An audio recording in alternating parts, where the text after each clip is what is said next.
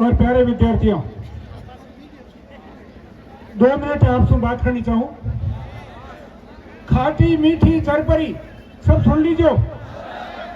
खाटी मीठी चरपरी सब रस मुद्रा लेत, कुत्ती चोरा मिल गई अब कुड़ पैरा देत। अब इस कुत्ती के चोरों के जो गठबंधन हो गया है, उसको मिटाने का काम करना हमारा प्रमुख काम है। एक ही काम है, चोर और कुत्ती को अलग कर दो, समस्या खत्म हो जाएगी या नहीं होगी? तरीका क्या है? सभी ने अपनी अपनी बात रखी, मैं तो केवल 1-2 सुझाव देना चाहता हूं। सरकार इस काम को कर सकती है। सरकार के 3 अंग हैं, कार्यपालिका, न्यायपालिका और व्यवस्थापिका। व्यवस्थापिका में एक ऐसा बिल लाया जाए, सरकार तो लाएगी नहीं, निजी बिल भी लाया जा सकता है, कोई भी विधायक निजी बिल ला सकता है, पॉलिटिकल साइंस में प्रावधान पढ़ा है मैंने। उसमें यह किया जाए कि राजस्थान लोक सेवा आयोग और कर्मचारी चयन बोर्ड दोनों को भंग करके नई कोई ऐसी निष्पक्ष, पारदर्शी और ईमानदार संस्था का गठन करे और उसकी पूरी कार्यप्रणाली थे भाई आको करो तो मेरो टेम खर्च हुए। अणबोन बेनीवाल पार्लियामेंट में कह के हूं मारो टेम खा रहे होते, समझ आई नहीं बात? तो उससे क्या होगा? दोनों की कार्यप्रणाली तय हो जाएगी, ये सब गड़बड़ झाला मिट जाएगा। नहीं तो क्या है, अजब किसी पोखाड़ो है, घणो बिगड़ो ढालो है, अरे हऊ का हजारों में जरा कुत्ता घूमे कारो, कुत्ता कारो में घूमे लगी रुके न क्यों? दूसरा काम, कार्यपालिका में कैबिनेट हरी सी बात कर रहे थे, जो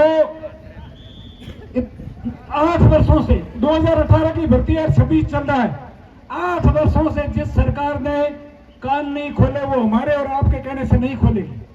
समझ में आएगी नहीं बात? तीसरा तरीका न्यायपालिका है।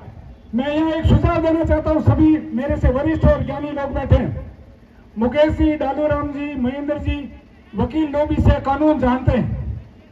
संविधान का अनुच्छेद 16 साफ साफ कहता है भारत के प्रत्येक नागरिक को अवसर की समानता मिलनी चाहिए। साफ लिखा है, पब्लिक एम्प्लॉयमेंट वर्ड लिखा है कॉन्स्टिट्यूशन में, और तुम पब्लिक एम्प्लॉयमेंट की बात कर रहे हो? क्या कोई बोनिया मनी बनना चाहो? नहीं। तो फिर वकीलों का एक पैनल तैयार करो और कोर्ट में इसके खिलाफ एक रिट लगाई जाए। न्यायपालिका के पास भी हमें जाना चाहिए। मैं न्यायपालिका के बारे में कोई टिप्पणी करने की कैपेसिटी तो नहीं रखता, लेकिन हमें पुकारने में तो कोई रोक ही नहीं सकता। राजस्थानी में क्या होता है, बरनो इंदर आरू है, मौर्य बोलना तो हाथ में है नहीं, हमें मौर्य बोलो। समझ आएगी नहीं बात आपके? ये बस इतना सुझाव देना चाहता हूं और अंत में आप सबसे एक ही बात कहता हूं, चाहे सड़क हो, चाहे संसद हो, चाहे विधानसभा हो और चाहे सचिवालय हो, तुम्हारी आवाज में दम होगा तो मामला किसी से भी नहीं कम होगा।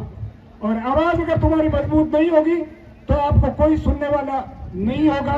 राजेंद्र भी खड़ा हो गया और मैं बैठने का मन रखता हूं।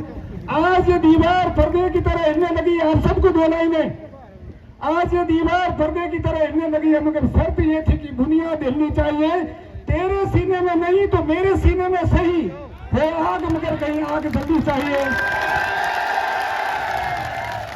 महज हंगामा खड़ा करना मेरा मकसद नहीं, ये सरकार की सूरत बननी चाहिए और अब तो हो गई है, पीर पर्वत सी पिघलनी चाहिए और इस पूरे एक हिमालय से कोई नई गंगा निकलनी चाहिए। इसी आशा विश्वास के साथ धन्यवाद। जय हिंद, जय भारत। बहुत धन्यवाद।